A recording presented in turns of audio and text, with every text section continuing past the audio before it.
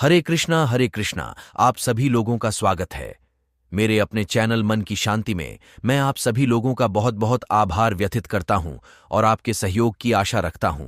शुरू करते हैं एक नई कहानी कि वह कौन सा महाबली योद्धा था जिसने धर्म की स्थापना के लिए अपने ही पिता के साथ युद्ध किया था। ये बात है त्रेता युग, जिस युग को भगवान श्री राम का युग कहा जाता है। बोलो जय श्री राम। भगवान श्री विष्णु के 21वें अवतार जो कि भगवान श्री राम थे, जिन्होंने पिता के वचन और धर्म की स्थापना के लिए अपना पूरा जीवन व्यतीत किया। और एक ऐसा समय आया जहां भगवान श्री राम को धर्म की स्थापना के लिए युद्ध करना पड़ा। एक ऐसा युद्ध जहां एक तरफ भगवान श्री राम और महाबली हनुमान और सारी वानर सेना और कई महाबली, और दूसरी तरफ राक्षस राज रावण और कई पराक्रमी योद्धा। रामायण का युद्ध 8 दिनों तक चला था, जिसमें कई योद्धा मारे गए थे और कियूने ने अपना पराक्रम दिखाया था। जब युद्ध में रावण के सबसे पराक्रमी पुत्र मेघनाथ का वध हुआ, उसके बाद रावण ने अपनी युद्ध की कमजोर स्थिति को देखकर अपने सौतेले भाई अहिरावण और महिरावण से मदद मांगी थी, और जिन्होंने भगवान श्री राम और लक्ष्मण को मध्य रात्रि में अपनी मायावी शक्तियों से मूर्छित करके पाताल लोक ले गए थे।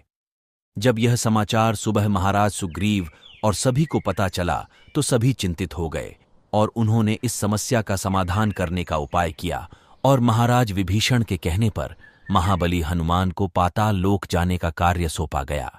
जब महाबली हनुमान नाग लोक के रास्ते पाताल पहुंचे तो उन्हें दरवाजे पर एक द्वार रक्षक मिला जो उनकी ही तरह एक नर वानर स्वरूप था। महाबली हनुमान के लाख समझाने के बाद भी उस वानर ने उन्हें अंदर नहीं जाने दिया।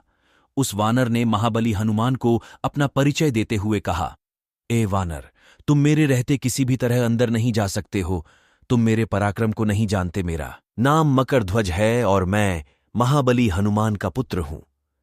मकरध्वज की इस बात को सुनकर महाबली हनुमान चिंतित हुए और उन्होंने कहा, यह कैसे हो सकता है? तुम महाबली हनुमान के पुत्र कैसे हो सकते हो? जब मैंने अपने जीवन में अपने ब्रह्मचर्य धर्म का पूर्ण रूप से पालन किया है, तो तुम मेरे पुत्र कैसे हो सकते हो? महाबली हनुमान की इस बात को सुनकर मकरध्वज ने पूछा, क्या आप ही महाबली हनुमान हो, मेरे पिता हो? और महाबली हनुमान जी ने कहा, हां, मैं ही हनुमान हूं, लेकिन तुम मेरे पुत्र कैसे हुए? तो मकरध्वज ने कहा कि है पिता, मैं तुम्हें अपने जन्म की सच्चाई बताता हूं।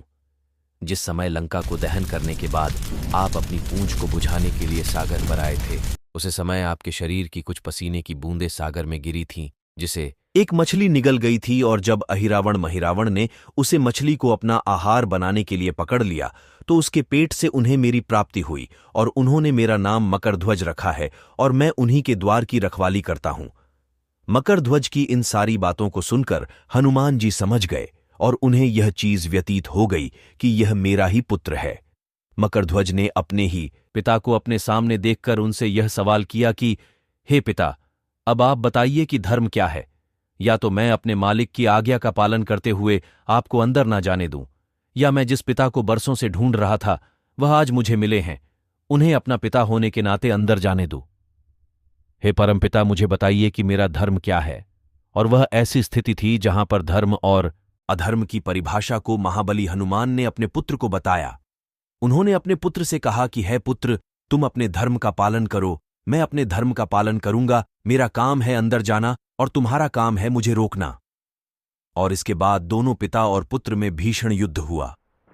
कई देर तक युद्ध होते होते अंत में धर्म की विजय हुई और महाबली हनुमान ने मकरध्वज को हरा दिया और उन्हें एक खंभे से बांध दिया। उसके बाद उन्होंने अंदर जाकर अहिरावण और महिरावण का वध करके भगवान श्री राम और लक्ष्मण जी को वहां से बाहर लाए और अपने पुत्र के बारे में उन्हें बताया।